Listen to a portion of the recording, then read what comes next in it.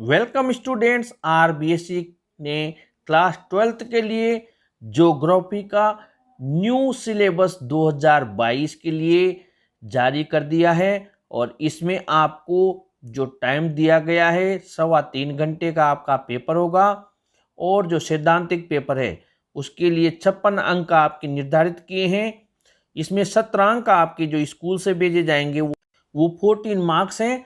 Total पूर्णांक आपके 70 है, यानी कि 70 मार्क्स का आपके सैद्धांतिक पेपर होगा।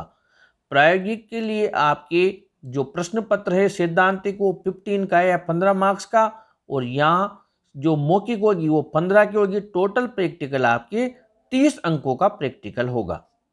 इस तरह टोटल आपके ज्योग्राफी का 100 अंक निर्धारित किए गए हैं। आइए अब देखते हैं आपके जो भाग 1 है उसमें मानव भूगोल के सिद्धांत जो आपके 28 अंकों का है, उसकी जो यूनिट नंबर 1 है उसमें आपके अध्याय 1 यानी अध्याय 1 में मानव भूगोल प्रकृति एवं विषय क्षेत्र दिया हुआ है। ये आपके 2 अंक इसके लिए निर्धारित किए गए हैं। इसमें केवल एक ही अध्याय है। उसके बाद में अध्याय 2 में विश्व जनसंख्या वितरण घनत्व और वृद्धि, ये आपके 4 अंक हैं और इसमें विश्व में जनसंख्या वितरण के प्रारूप, जनसंख्या का घनत्व, जनसंख्या वितरण को प्रभावित करने वाले कारक, जनसंख्या वृद्धि की प्रवृत्तियां, जनसंख्या परिवर्तन के घटक, जन्म मृत्यु और प्रवास, जनसंख्या परिवर्तन के स्थानिक प्रारूप, जनसंख्या परिवर्तन का प्रभाव, जननांकिकीय संक्रमण और इसके अलावा जनसंख्या नियंत्रण के उपाय आपके इस अध्याय में दिए गए हैं।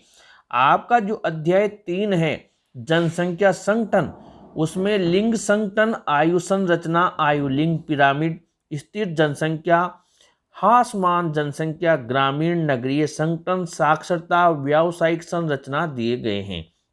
अध्याय 4 में आपके मानव विकास दिया हुआ है।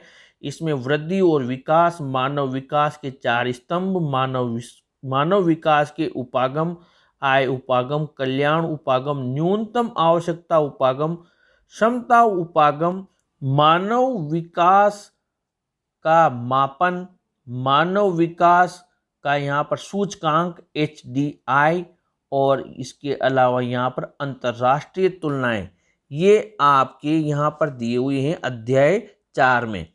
अब जो अध्याय 5 है वो यूनिट 3 में है। ये आपके 16 अंकों का है यूनिट 3।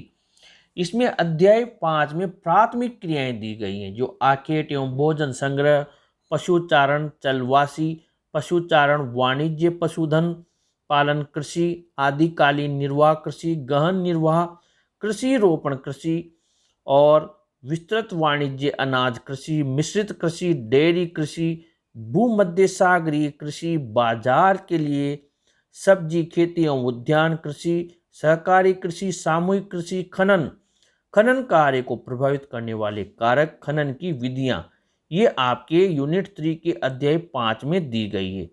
अब आगे बढ़ते हैं अध्याय 6 में।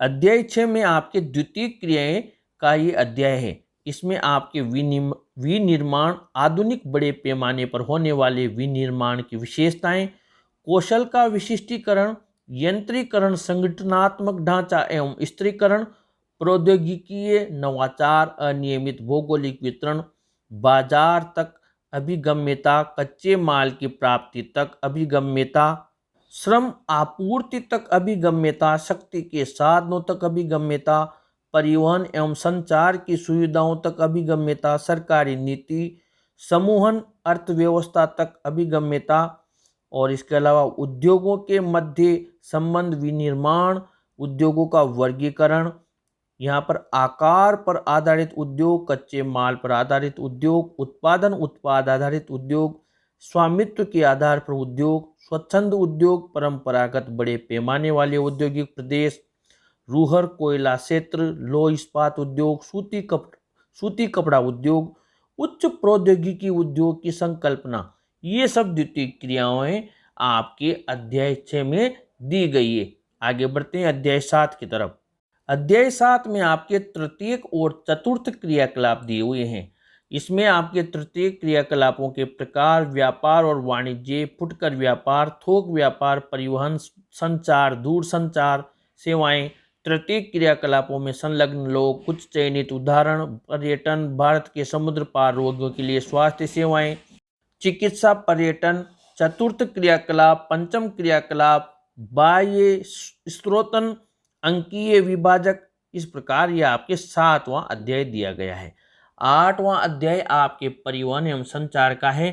थल परिवहन है, सड़कें, सीमावर्ती सड़कें, railway, transcontinental railway, trans Siberian, trans Canadian, संघ और प्रशांत, ऑस्ट्रेलियाई transcontinental railway, Orient express, जल परिवहन, उत्तरी अटलांटिक समुद्री मार्ग, मध्य भारतीय महासागर समुद्र मार्ग, उत्तमाशा समुद्री मार्ग, दक्षिण अटलांटिक समुद्री मार्ग, उत्तरी प्रशांत समुद्री मार्ग, और इसके अलावा इसमें दिया हुआ है दक्षिण प्रशांत समुद्री मार्ग, तटीय शिपिंग नहरें, स्वेज नहर, पनामा नहर, अंतर्देशीय जलमार्ग, राइन जलमार्ग, ओल्गा जलमार्ग, डेन्यूब जलमार्ग, महान झीलें, सेंट लॉरेंस जलमार्ग, मिसिसिपी जलमार्ग, हवाई परिवहन, अंतर्द्वीपीय हवाई मार्ग, पाइपलाइन, संचार, उपग्रह संचार, साइबर स्पेस, इंटरनेट।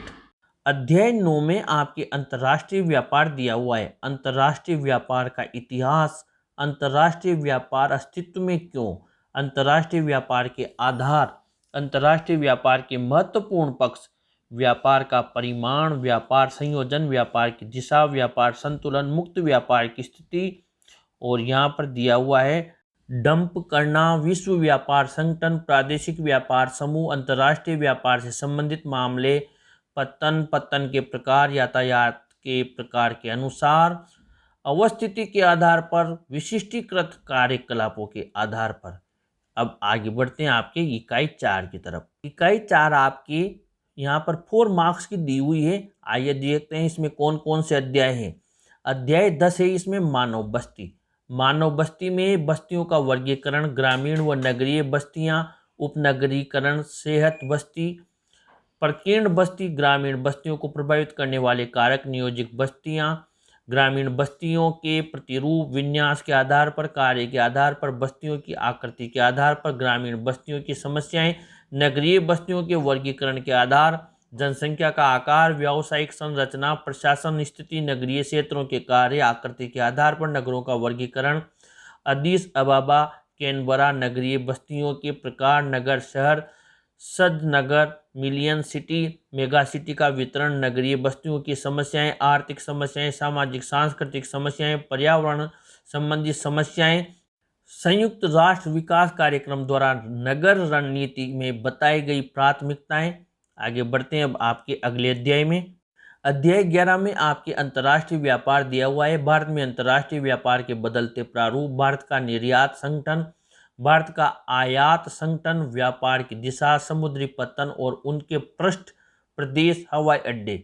यूनिट 5 आपके 2 अंक की है। इसमें अध्याय 12 दिया हुआ है, भौगोलिक परिप्रेक्ष्य और में चयनित कुछ मुद्दे एवं समस्याएं, पर्यावरण प्रदूषण, जल प्रदूषण, वायु प्रदूषण, भू प्रदूषण, ध्वनि प्रदूषण, नगरीय अपशिष्ट निपटान, केस अध्ययन, दोराला में पारिस्थितिकी के पुनर्भरण और मानव स्वास्थ्य के सुरक्षण, केस अध्ययन, धारावी, एशिया की विशालतम स्लम बस्ती। और यहाँ पर भारत के मानचित्र के लिए भी 2 अंक दिए गए हैं। आपके यहाँ पर पहली बुक मानव भूगोल के मूल सिद्धांत दी गई है, एनसीईआरटी से ये रिलेटेड है। और नंबर 2 बुक है भारत, लोग और अर्थव्यवस्था। और तीसरी बुक आपके भूगोल में प्रयोगात्मक कार्य भाग 2 एनसीईआरटी की दी गई है। अब आपके प्रायोगिक कार्य कक्षा 12 जो प्रैक्टिकल वर्क होगा उसमें आपके पूर्णांक 30 है, यानी कि मैक्सिमम मार्क्स 30 है।